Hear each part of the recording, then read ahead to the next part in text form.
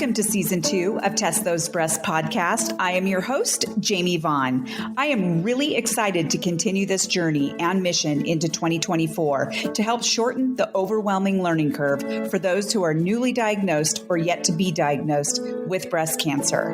It has been such an honor and a privilege to be able to connect and interview many survivors, thrivers, caregivers, oncologists, surgeons, nurses, therapists, advocates, and more in order to provide much needed holistic guidance for our breast cancer community. Breast cancer has become such an epidemic, so the more empowered we are, the better. By listening, rating, reviewing, and sharing this podcast, it truly does help bring in more listeners from all over the world. I appreciate your help in spreading this knowledge. My episodes are released weekly on Apple, Spotify, and other platforms. Now let's listen to this next episode of Test Those Breasts.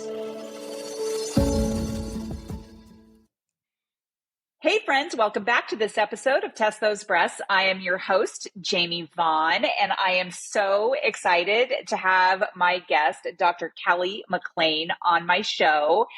Kelly, Dr. McLean, is a surgical oncologist specializing in breast cancer and melanoma.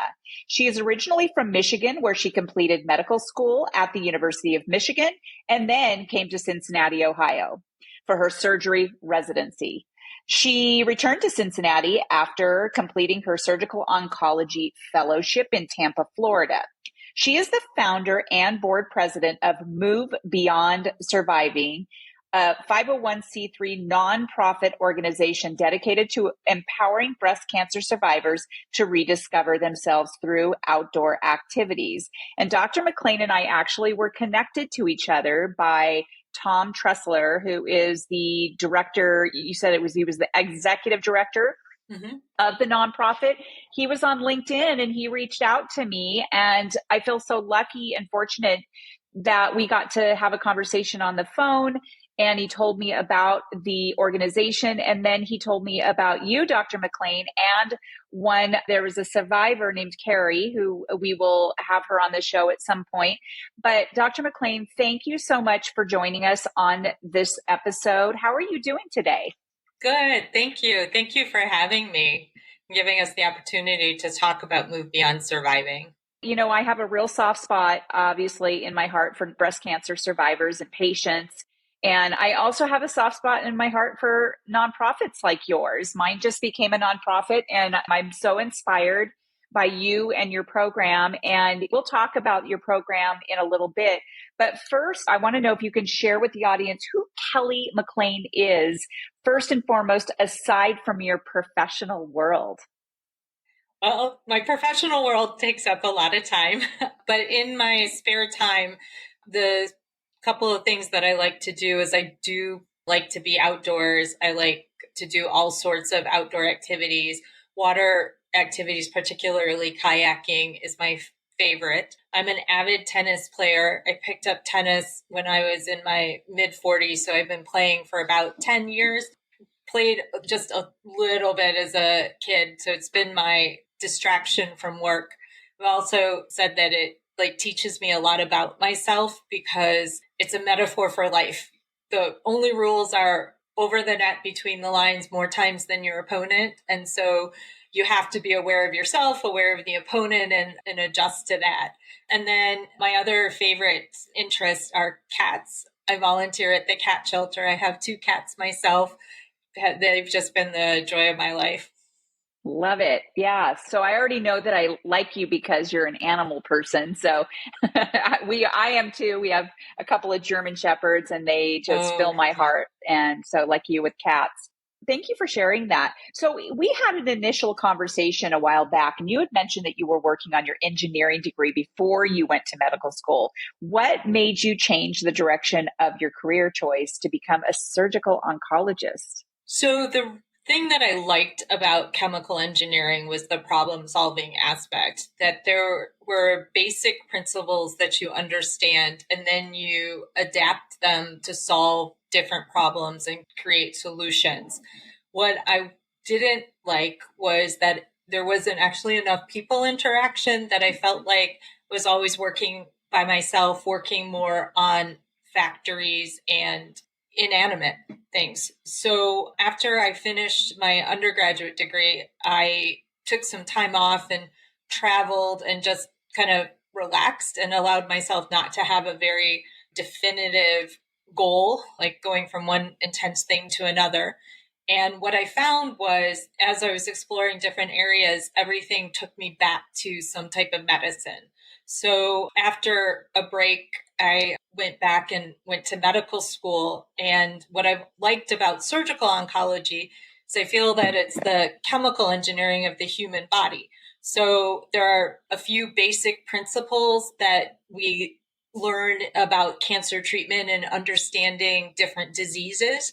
And then each person's values and the way their disease presents is different. And so you take those little building blocks and you adapt them to the individual person and presentation. And so really I say that it's become like the chemical engineering of the human body. So I get the problem solving and the people interactions. That's such an interesting way to look at it. I don't know if I mentioned, but I'm a former school teacher, and I used a lot of analogies in my classroom because when I was a kid, I didn't understand what I was learning in one classroom, how it connected to another subject in another classroom. And I feel like that's kind of what you're doing is, you've got that idea of engineering and what you were doing and just being able to plug that into what you're doing now. And I just find that really fascinating. So, first of all, you clearly have a lot of patients who have had breast cancer, so you've got a soft spot in your heart also for these people.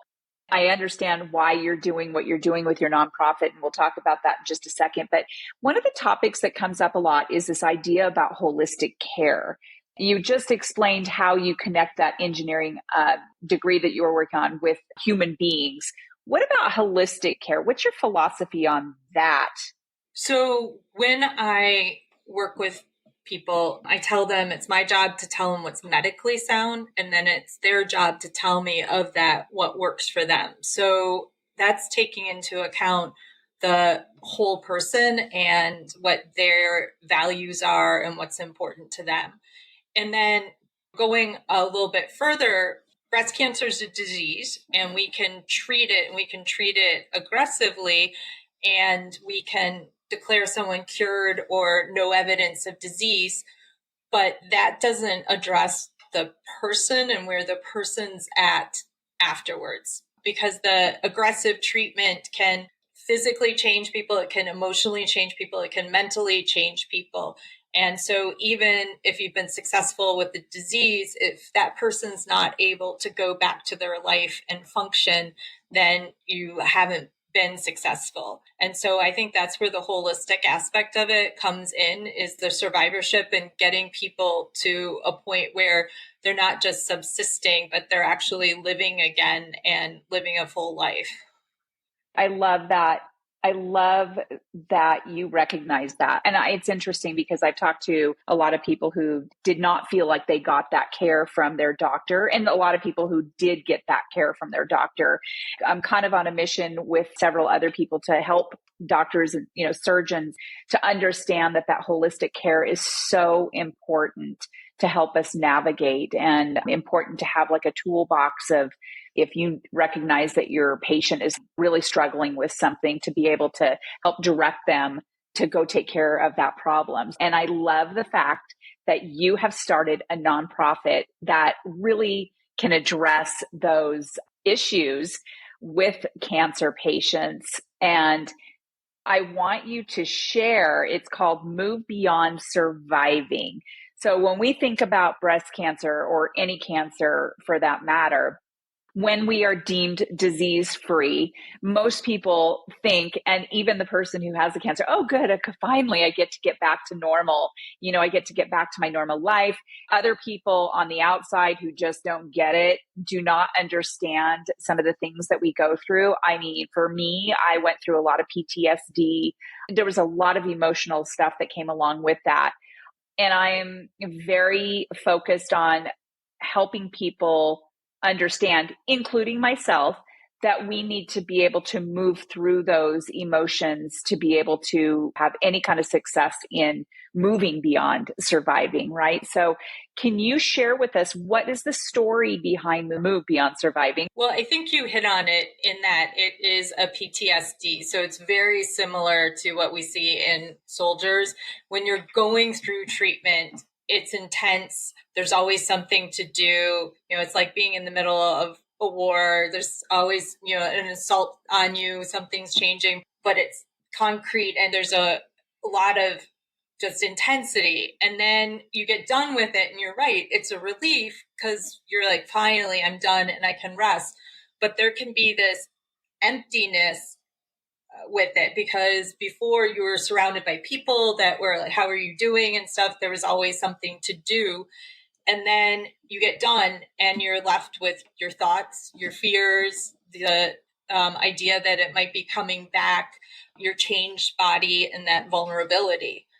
So when I took the time off between undergraduate and medical school, one of the things that I did was I went on some outward bound trips and worked on a ropes course and did a lot with experiential learning and really appreciated how the concept is the way we do one thing is the way that you do everything. It's just one drilling down what that underlying theory is. And then sometimes you're so engrossed in your everyday life that you don't see it. So if you take yourself out of it and you put yourself in a challenging environment, you can then realize and pick out like how your thought process and how you do things. So I kind of took those experiences and tucked them in my back pocket. And then when I was going through med school and surgical oncology, saw how I thought that breast cancer survivors, any cancer survivors really, but I specialize in breast, would benefit from this. In 2017 and then 2018, I reached out to North Carolina Outward Bound and partnered with them. The first time it was 9 survivors, and the second time it was 6 survivors. We did a 5-day, 4-night whitewater rafting, backpacking, rock climbing trip in the Pisgah National Forest outside of Asheville, North Carolina. And it was a huge success. People just came away from it transformed. We had different challenges that would address like how someone works by themselves, how they work in a group, how they solicit help, different things. And it's so simple because one of the beauties of it was actually just taking people out of their home environment and just putting them in peaceful nature where they could disconnect from the world and all the expectations and the pressures, and then reconnect with themselves, just kind of rediscover where they were at and what they could do. And then we created a safe and supportive environment so that people could test out things because, like you have neuropathy and you might not be able to feel things, or your feet might hurt and you might be concerned that you couldn't carry a backpack. But that's the expectation. Everyone knows you're going through it. People have been through some version of it, and just allowed people to try things out. You fail or succeed or accomplish to whatever degree and try it again. So after those 2 trips, huge success, but I had 2 insights. One, I was not going to be able to keep funding it myself. And 2, that as great as the 5-day adventures were, they were intimidating and not accessible for everyone. So that's where the concept of creating the nonprofit that had half-day, day-long outings that would be more accessible for people, both from a lifestyle and a physical performance accessibility. And so in June of 2022, we got our 501c3 status and officially became a nonprofit. Do you remember what day it was? I don't remember what day, but I do remember, because you were talking about, I do remember getting the mail and seeing the letter in the mail. Yep. So I had my retirement party. I had a huge retirement party on the 4th of June. And on the 11th of June, I was told I had breast cancer. 2022. 1 week later. Oh, Yeah. oh. So June of 2022 is very, very significant to me. So when something happened to me, you got your nonprofit, which is really cool. I love the fact that you do this because when I got diagnosed and found out what I had to do and get whatever treatments I had to have the chemos and the medications every 3 weeks.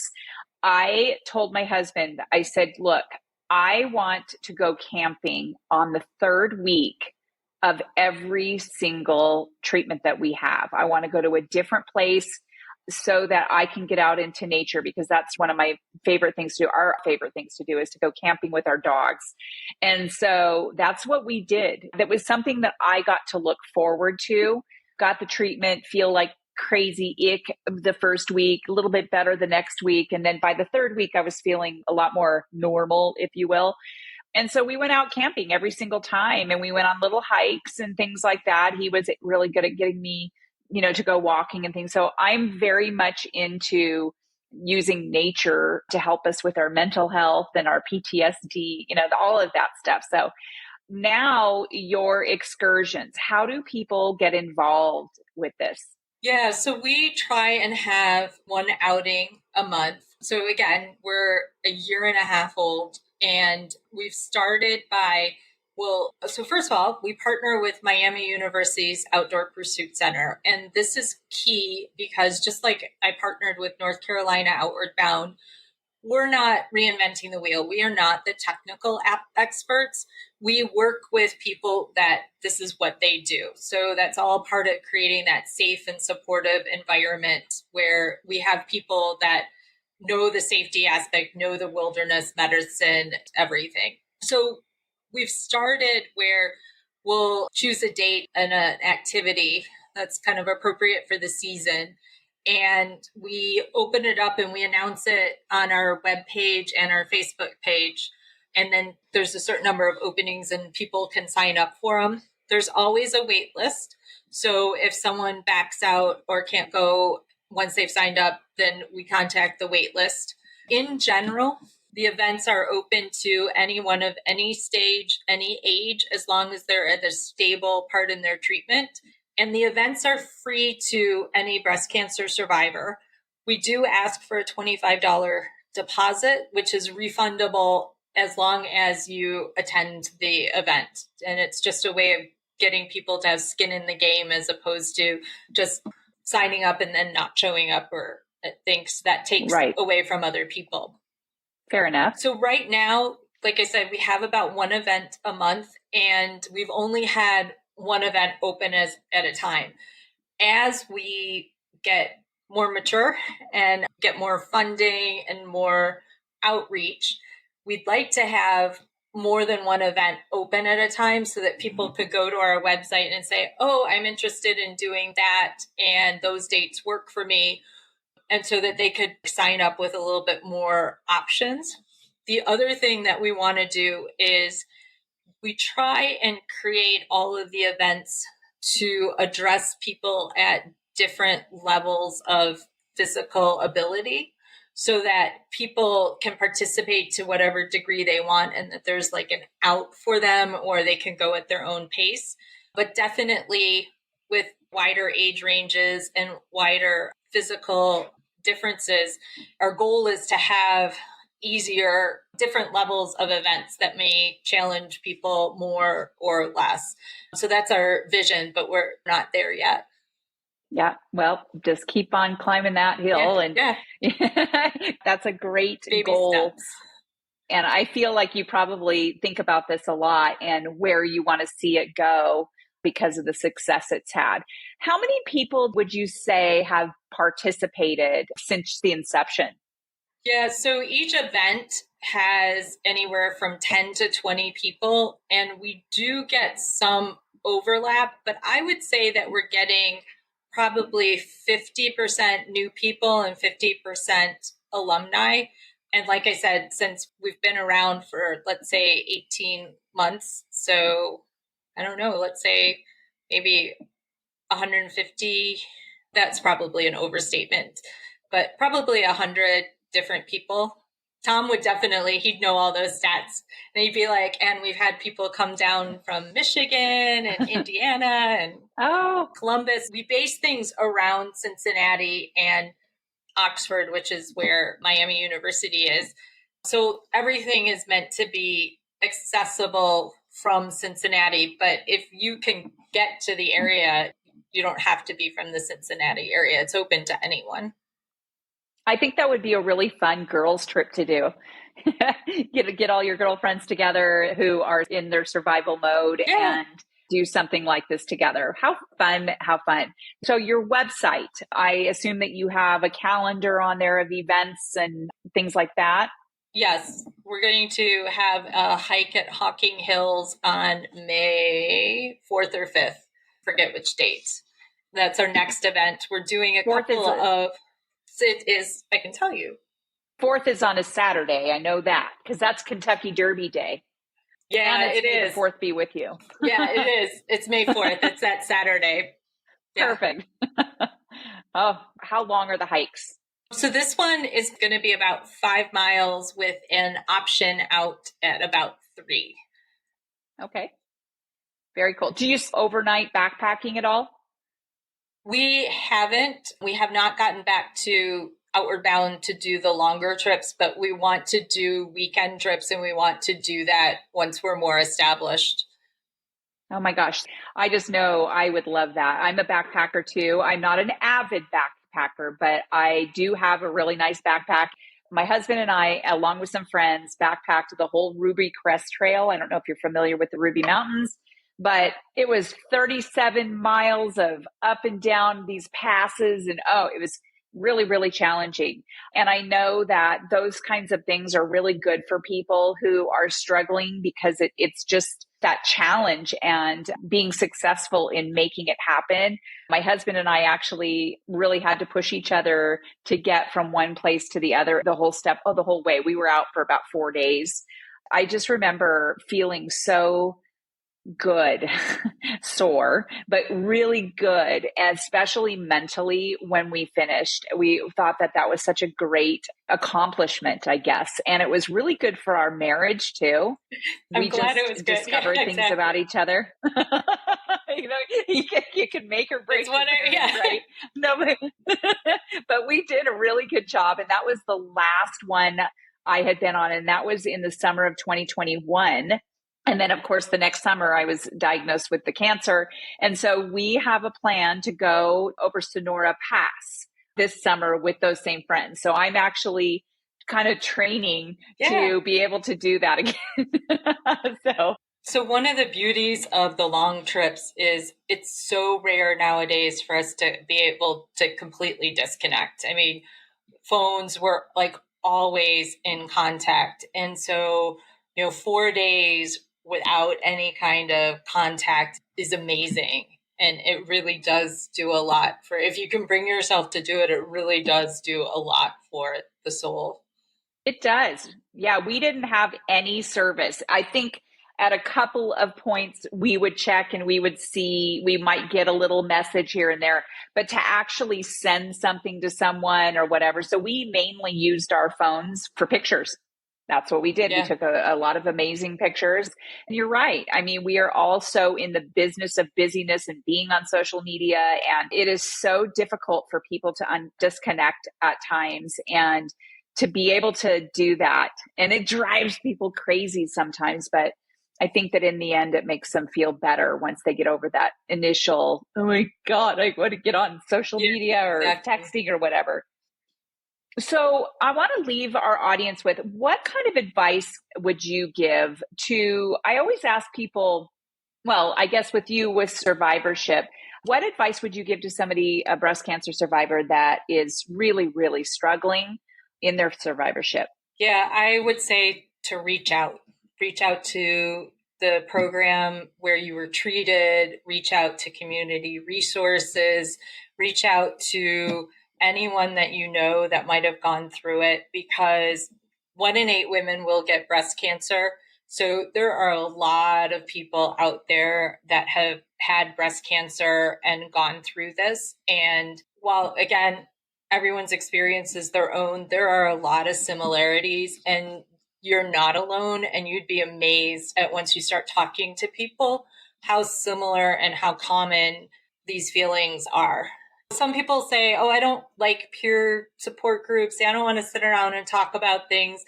But it's amazing one-on-one, or just when you start talking to people, you realize what you're going through and you realize that it's not unusual. I love that you just said that, because that is one of my main missions. And that's one huge piece of advice I give to people is when they're even diagnosed is to plug yourself in to the community. I had a friend of mine when I was first diagnosed, they told me that this was the sisterhood of all sisterhoods. And she was so right. I'm very open with my feelings. I am very open. I don't sugarcoat anything. And I want people to know, I want people to be aware, especially for people too, who've never even been diagnosed, because I feel like if we are more armed with knowledge, knowing that there's 1 in 8 women, right?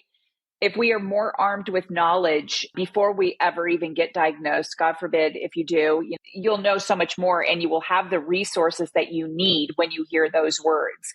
And being able to reach out to community at any given level of where you are in your cancer journey and in your survivorship as well. It is amazing how many people I've talked to who said, I never talked to anybody about it. And I don't know whether that is because how they were raised. I know that in modern day, we talk about things. I'm fine with telling people I still go to therapy. I mean, there's so many people who are so open about that. But I know that in other generations, these things were very, very hush hush and people didn't talk about it. We didn't know that Aunt Sally even had breast cancer or, but now the generation now, people like me, people like you, we talk about these things. Being a doctor that deals with breast cancer patients, you hear stories all the time. So we know that these resources are out there. And I just really appreciate the fact that you have such a caring heart, that you had this idea that has come to fruition. And obviously there's more that you want to do with it, kind of like with me and my nonprofit. I've got such big ideas and I lay awake at night going, oh my God, I need to do this. I need to do that. But I just think it's great that there are programs out there for people in their survivorship. So thank you for that. Yeah. No.